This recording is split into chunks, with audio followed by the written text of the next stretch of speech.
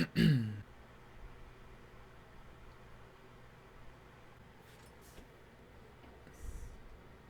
recording. Alright. I gotta redo the whole thing. What's good, y'all? My first video ever, and I'm starting it off with Master Detective Archives Raincode. It has been a crazy ride from the beginning all the way till the end. You have this protagonist named Yuma Kokohead, who's an amnesiac detective in training, and he's accompanied by this Shinigami, or death god, that is really obsessed with solving mysteries. And that is kind of like the shtick to go by throughout the game. She gets really excited about about solving mysteries or when things get chaotic. She's a very interesting character, and there's a lot of chemistry that goes in between Yuma and Shinigami. The story starts off in a setting that is very in resemblance to Murder on the Orient Express. Now, I know that a protagonist that has amnesia is nothing new. It's been done a million times already. But the way that this game does it is very important to how the story unravels. Over the course of your journey, you get to this city with neon lights, and by the way, the visuals are very, very pretty. You know, there's a lot of bloom effects. There's rain always. That's also part of the story, where there's a never-ending rain in the city. When it comes to the visuals, Raincode is nothing really impressive in the performance department. Like, the game doesn't run at 60 FPS. It is a Nintendo Switch exclusive, and it's locked into about 30 frames per second at best. Sometimes it dips even lower. I do think that this is Spike Chunsoft's very ambitious project. This is their first sort of open world 3D adventure that they're going for. Honestly, they did set the right artistic direction with the neon lights and the bloom effects that they have.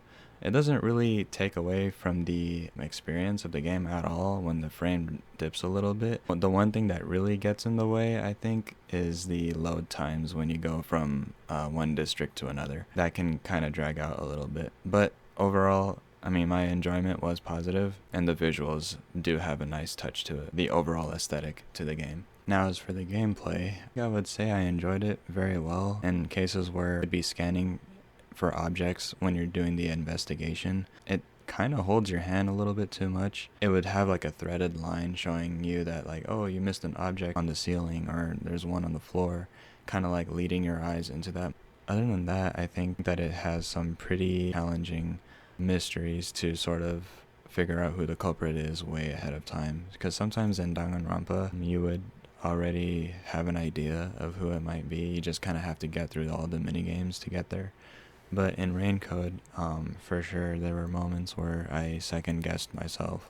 In terms of that aspect, when it comes to difficulty, I think it really is a bit difficult when it comes to guessing who the culprit is. But yeah, other than that, I think the minigames are very straightforward. So there's this minigame called Reasoning Deathmatch, and you go against your opponent whenever they say certain statements and you find a loophole or some kind of weakness in their statement. You can refute it with one of the lists that you have, which is called your solution keys, and those act as evidence that you found throughout your investigation earlier on, before visiting the mystery labyrinth, which is basically the trial of Danganronpa, that's when you're trying to wrap up the case at the very end. There is also another minigame where Shinigami is in a barrel, and kind of in a comical way. It's basically a hangman game, and it gives you a statement, a blank spot to fill in the letters. You're supposed to choose the letters that are on the barrel to complete a word. Another thing I noticed in this game is that they really push you to make last second decisions. Like, say if you're in the mystery labyrinth, there will be a boulder chasing you, and then there'll be a split second decision where you're gonna have to choose between 3 options referring to one of the questions that will unravel the truth of the case. And it'll be like, for example, without spoiling anything, the culprit was hiding under the bed or the closet or, I don't know, the bookshelf. And you're going to have to pick quickly. And usually those are questions that haven't been given away yet in the investigation. But as you're going through all these other questions, you start piecing the information together, and you just pick the one that would seem to make the most sense to you. But it's because of pressure that they put into you in that game to force you to think really quickly that sometimes, you end up going in the right path. For most people, they kind of do a process of elimination, and they take damage and then they go again and pick the right one. But when you get it right, it feels really, really good. The music is the next thing I really want to talk about. Masafumi Takada, the musician for Danganronpa, is making a return on Rain Code, and he has this same kind of melancholic tone and upbeat synths and piano that plays and intertwine in between intense moments or like even playful moments when you're conversing with Shinigami. And every time there is a case that's about to begin, like every time when you open up an investigation, it sets that tone of like the pianos just start dropping in, and it has this kind of noir vibe that plays into it as well. It is a very jazzy type of mood that sets in, and it's just perfect for a noir type of cyberpunk mood that they really put into this game. And if you play Danganronpa V3, they really set the tone of this should have been a victorious moment, but then, the music sets in, you've found the truth, and you know who the culprit is, but the whole situation is pretty muddy. Your morals are sort of conflicted, it's like, is this really the right thing? It's like, I've exposed the truth, but at what cost? It doesn't seem morally correct. But the next thing I'd like to talk about is how the game is very consistent with its theme. It really hammers in the whole idea of how important it is to reveal the truth. Some people might want to live in a lie where it could make them live more comfortably, but in the end it comes around back to them, and they'd have to face that demon again of that kind of problem. Like, there were some cases where, without spoiling anything, where somebody would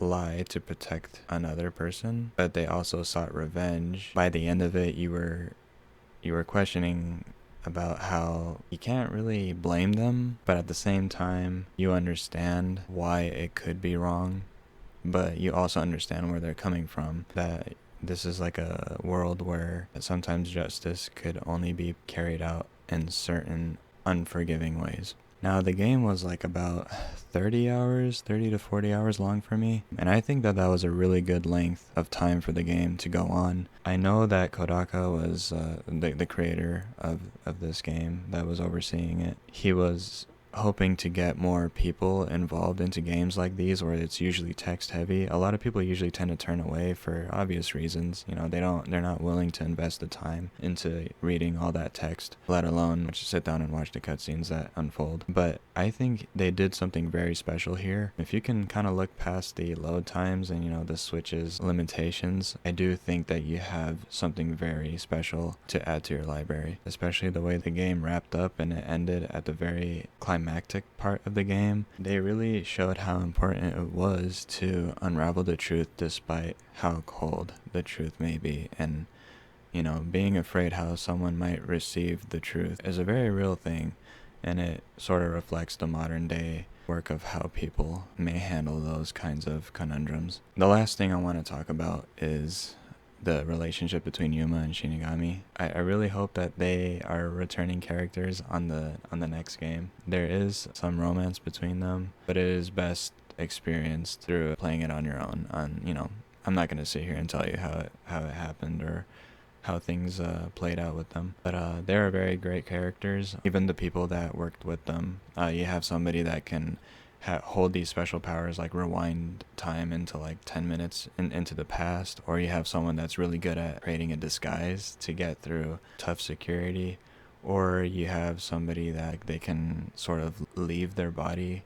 behind and sort of go through walls and all that supernatural stuff. It's really cool, but you gotta see it for yourself, and they are characters that help you throughout your investigations, and which can really shape up changing the mechanics of the game, which keeps things very fresh. There are certain mechanics that repeat, mostly in the mystery labyrinth, but they have their neat tricks of changing the variety of how you solve a mystery. But yeah, I think there is something very special for many people to try, and I would even recommend it to somebody that has always been wanting to get into visual novels but are sort of intimidated by the time investment that they got to put into it, and don't really enjoy reading through a bunch of text. If I were to give it a rating, I don't really like to do ratings because it gets harder to place other games. You know, it's like putting a tier list and they get squeezed in and or drowned out in between lines. But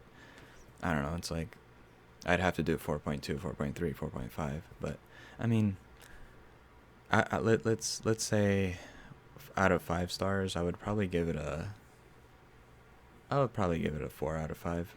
Mainly because it was a very ambitious project, and also it was held back by the Switch's limitations with its hardware. The one thing that I think I would really want improved on if they make another game is definitely the load times. I hope that they cut that out a little bit. Maybe it was just an optimization thing that they could have worked with, because, you know, Switch has 3D games that run really well. I mean, look at Tears of the Kingdom, but that's a first party title. I guess I can't really compare that, but Spike Chunsoft did something really well this time for the kind of game it is. It has a lot of charm to it, and I would definitely recommend it. So yeah, until next time.